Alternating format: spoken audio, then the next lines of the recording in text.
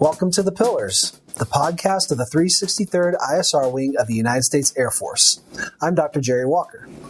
On The Pillars, we like to talk about a brief resilience topic to help you practically fix any issue that you may have in your personal or professional life and help you finish a better wingman, airman, and leader.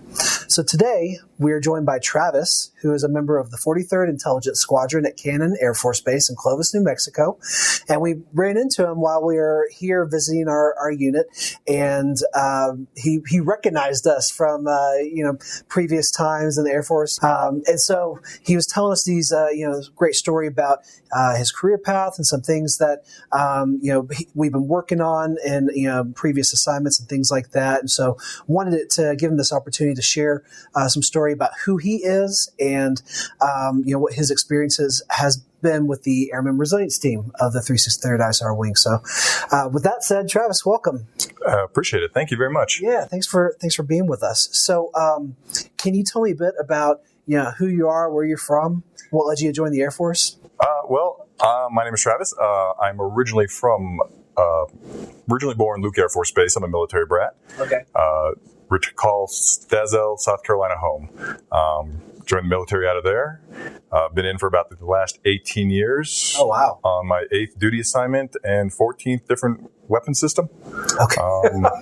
Yeah. Wow. So have you been stationed at Cannon previously? I have. I did a little bit of time at Cannon and PCS'd for about almost 3 years, and then Big Air Force said, we need you back, and I'm back for round 2. Okay. So you get to come back home, huh? Back home, and almost nothing's changed. Right on. Okay. Well, what led to you joining the Air Force? You said you're an Air Force brat. Did that play a role in it? A little bit. I was actually never really good at school. Okay. So I want to do like a lot of people. I was like, all right, I need a quick job. Thought my dad's line of work would be easy. So I just said, I'm going to go sign up for the Air Force one day. Okay. And I went and did it without my family's permission. And the look on their face was quite entertaining. That's awesome. So I actually did it because, again, wasn't a fan of school. But little did I know, for the last 18 years, I would be learning and teaching at the same time. Yeah, that's a nice little irony, right? You think that, I'll just join the Air Force. I get to do this job, and there won't be any kind of training or education as a part of that, right? I didn't think it would be that much. And how long was your training pipeline? My pipeline was actually only 6 weeks. Really? Mm-hmm. Oh, okay. Well, that's nice. I know some folks we've been talking to this week, they got like 1 or 2 years. Mm-hmm. It's pretty crazy. But it doesn't stop there. Absolutely not. The one thing with my job as an aviation resource manager is the 6 weeks doesn't really cover all of what we do. Sure. So it's not until we get to our units that we actually do our, no kidding, on the job. So everything we do is live. So we can't throttle back at any time. Mm-hmm. We're learning and realize that what we're managing plays importance to someone's career, to someone's life, to someone's family. Okay. So there's a lot of importance attached to what you do. Not only that you get it right, but you're able to do it quickly because as you're working, there's more things coming in all the time. So you got to learn on the job. You got to learn quick and just keep going. Absolutely. That sounds like it can get pretty stressful at times. Always, because we're not subject matter experts in anything we go into. Coming here to the 43rd, it's a completely different environment from all my previous units that I've worked in. Okay. So I couldn't be complacent in how I did business in one squadron. I had to relearn all over again. So in a short period of time, with the mission still continuously going, I don't have that time to just study, take time off and study. I have to figure it out on the spot. So it does get a little bit stressful. A lot of mental exhaustion come end of the day. Oh, yeah, definitely. And you have to learn how to be adaptable and how to manage the stress. Absolutely. So for you, what was something that was really helpful in helping with that mental adaptability and that mental clarity? Oh, wow. What really started is, I'd have to say, a lot of my mentors, a lot of my teachers were big in helping me, guiding me in a way to, this is how you manage these things. This is how you learn these things. You need those resources to kind of help you out to figure out that path you need to be on. So having those, and now finding those people in different pillars, for me, I found it especially in faith. Okay. I definitely just chose to get back into that after a large gap, got back into it and just found a whole entire community that was very supportive, got me on the track of, you know what, I found church to be just a place I can just release my stress a little bit. Okay. So if I'm hearing you right, you, for some period of time, were neglecting your spiritual pillar. Absolutely. And so that was, maybe not directly impacting you, but it wasn't there when you were really stressed out, and maybe could have relied on that some, and your faith in particular. Absolutely. To help you through some of those tough times. So, getting back involved with a religious community, that was your way of building back up your spiritual pillar. Absolutely. And having that, for when you needed it later on. Absolutely. That's just one. When I spent many years playing rugby also. Oh, nice. You seem like a big rugby guy. I was. Fortunately, the size kept with me. Unfortunately, didn't actually. It's going every other direction. The hard part about it was that the body obviously doesn't hold up. So here I am at 37 years old, and after being definitely sick and being diagnosed with allergies, I went from being this, hard-charging rugby player to a guy where huff and puff and just going upstairs. And that's where you got to also get the right help to keep that physical going, because without having your body good to go, your body's the machine that's getting you in and out every day. The mind, your physical fitness affects the mind from top to bottom. Absolutely. So you have to keep yourself in shape, clarity, mental readiness. And it's like, okay, I'm ready for whatever we got. What's the challenge? It may be something just reading. It may be we have to move some stuff. So, or even deploying. Absolutely. And I think what you hit on is key, that in taking care of yourself physically, you're actually taking care of yourself mentally. And there's a lot of, connections that, myself as a psychologist, in my field in general in psychology, we look at the mind-body connection. I mean, they absolutely interact and affect each other.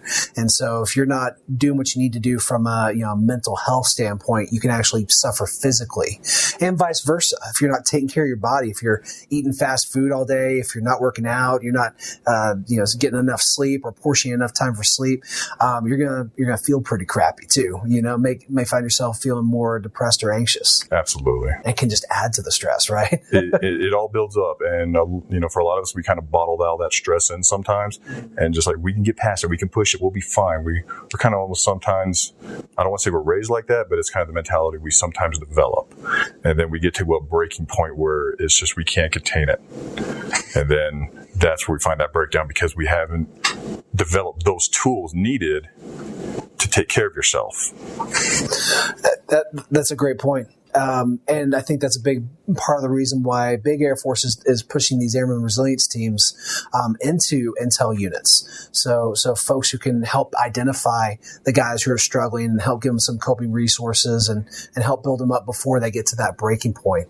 And one of the initiatives that our airman resilience team has been trying out for the 363rd ISR Wing, which I believe you benefited from in the past, is something called float therapy. And I was wondering if you could tell us a bit about your experience with the float tank and what that was like for you personally. I'll give you a little bit of background on how I just kind of got into it, if you don't mind. Yeah, that'd be great. So about a couple of years ago in a previous unit, definitely hit some stressors. Before, I used to think everything was a work stressor or a personal stressor. And that's where I came to learn that it's all just, we talk work life, personal life. It's all just one life. One impacts the other. I found myself at a place that it was dark. It was like being on the edge of a pit. I could not tell you if I was going to be around the next day. Okay. With that, I didn't know what to do. I was very fortunate. Embedded within our unit, we had our own medical technician, like an individual who at first I thought we would never get along. We'd never really talked, but come to find out, him and I had both had a background working with battlefield airmen, so we knew a lot of the same people. Okay. So he made sure he started to get me introduced to resources, because he knew he wasn't the right resource to get me the right immediate help. One of the resources that he introduced me to was flotation therapy for the stresses I was going through. And it was kind of interesting, because when you get told about it the first time, it's like, are you trying to sell me something here? What's going on? Right. I looked at him very skeptical, but he's like, just trust me. This isn't going to cost you anything. Just go with it. So for the people listening, maybe don't have the visual, what's a float tank? So a float tank or a pod is, think of a large, maybe a box I've seen them shaped like guitar picks. It has about a foot of water in it and roughly about somewhere between 900 to 1,000 pounds of Epsom salt in there. And what happens is you'll get in, you'll close the doors, which have no locks on it, so you don't have to worry about being locked in or trapped. Then it's just the lights are out, no sound, and your brain isn't having to focus on trying to process this standing, sitting, images. Your body is already naturally floating in this water, and now it's relaxed. So no sensory input, right? No sensory. Auditory, visual, or tactile information coming in, so your brain's like, oh, I get to relax. Absolutely. The first time was definitely very interesting because I was, like a lot of people, you sit there and you have that image of someone just like stiff as a board. Okay. Because it's kind of like, I haven't let my body go. You're still holding a lot of tension. Yeah. Still holding the tension because I'm probably afraid that I'm going to just sink into it. Okay. So I finally got around to my second float and I was like, okay. And I found myself more like a marionette, just kind of relaxed in the water. Okay. And with that, your body was absorbing all the magnesium and everything. And just my first float lasted for 1 hour. And it was kind of crazy because the feeling I got was, it was like just my face was kind of floating in space. I was so relaxed. Sounds kind of trippy. It was very trippy. It was very trippy the first 2 or 3 times. Okay. And I didn't realize an hour went by, but when I got out, it was the best feeling in the world at that moment. I was relaxed. All my stressors that I was thinking about on the way up for the trip, just gone. Wow. And I just looked around and I'm there with those who also had those same stresses and we're relaxed. We're enjoying each other's company. We took some advice and that same med tech said, go to bed an hour earlier and let me know how you feel, how your sleep feels the next day. Okay. And it was probably the best sleep I had in as long as I could remember. Wow. It really was. And how long did that sense of relaxation last for? I would say that lasted for probably a couple of weeks. So I'd say, because the job I was in at the time was pretty still high stressful. Sure. I would easily say that was 2 weeks. That's amazing. I just, felt great waking up that morning, getting dressed. Yeah. So you became a believer. right off the bat. Yeah. Right off the bat. And that I love hearing people's stories because it is right in line with the science behind these float tanks. Essentially, what we believe they do is they activate something called your parasympathetic nervous system. It's essentially your physiological relaxation response. I know in the military we talk a lot about the fight or flight response. The one that gets you keyed up and jazzed and ready to fight or run. Well, this is the opposite to that, and you experienced it being activated, full bore, 100%. I mean, just like, sometimes people get a massage, they feel that too. They're completely relaxed. And the big difference is it's relaxation, not just for your body physically, but for your mind as well. And sometimes we'll do things that are physically relaxing for us, but we don't do the same thing for our brains either. We don't give our brain a rest. And that's one thing that I really like about the float tanks is it allows you to do both at the same time. Absolutely. I think it's from floating that I did learn that it all starts with the mind. We got to give that a break so it can work on the rest of us. Absolutely. And that's why to this day, I still float.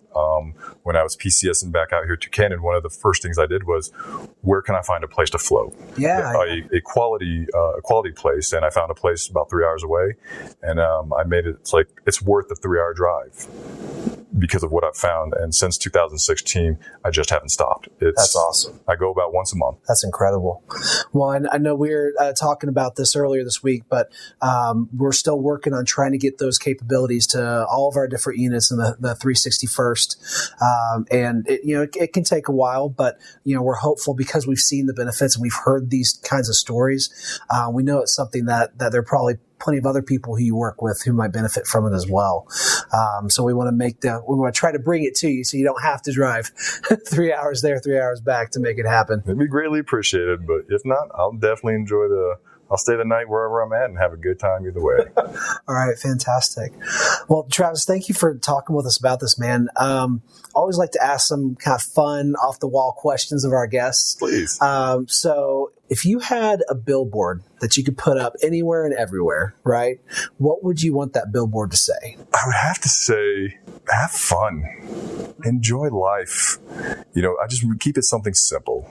Yeah. Because sometimes people are having a rough day, and it's just that little something just a little something positive. Just hopefully someone will see it and it'll brighten their day. Because that's what I'm really about. I've never really cared too much for, promotion or whatever need be. I care about the people.